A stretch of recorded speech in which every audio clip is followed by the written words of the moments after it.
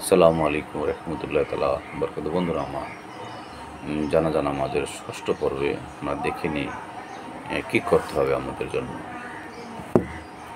আমরা যখন মুদ্দারকে রেখে আসবো, এত দামি মানুষটা আমরা কত কিছুই না সারা জীবন গ্রহণ করলাম, ভোগ করলাম, কত কত সুসজ্জায় আমরা দিনাতিপাত করলাম, আমরা কতই না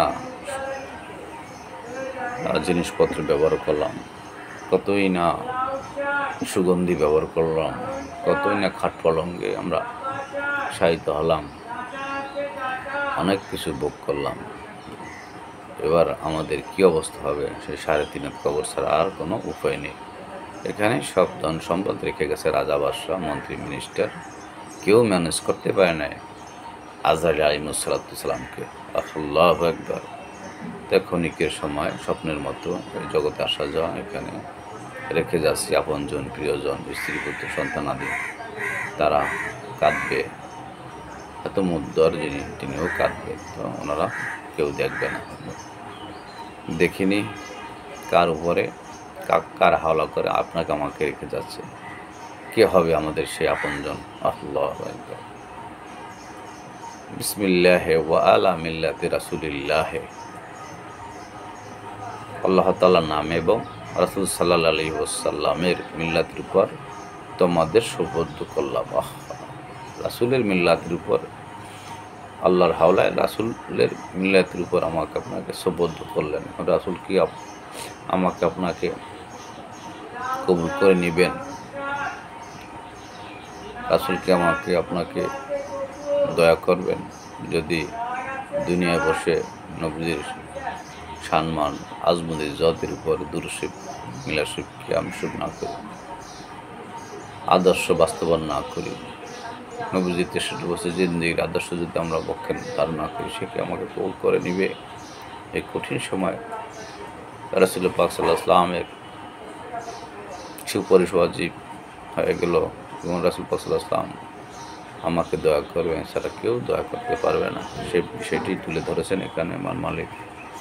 এরপর আমরা মুদ্দারের কবরে কী করবো? মিনহা খালাকনাকুম, এই মাটির দ্বারাই তোমাকে সৃষ্টি করেছিলাম।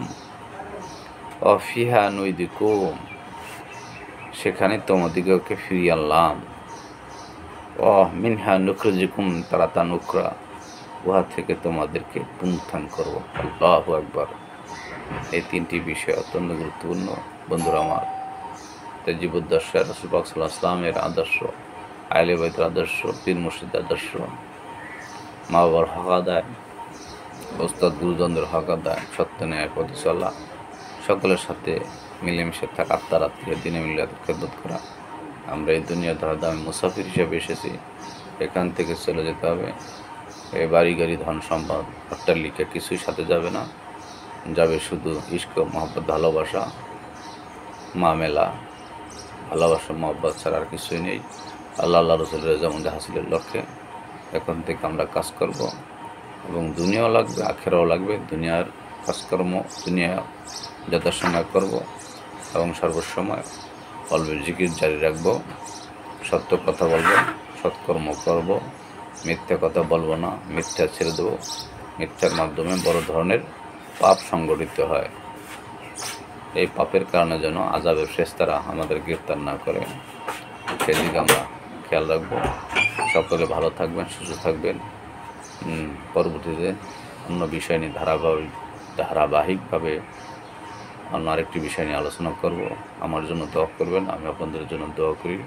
সকল বন্ধুদের জন্য বলবো, সকল কন্টেন্টে ভিডিওতে লাইক, কমেন্ট, শেয়ার করবেন। আসসালামু আলাইকুম রহমতুল্লাহ তাআলা ওয়া বারাকাতুহু।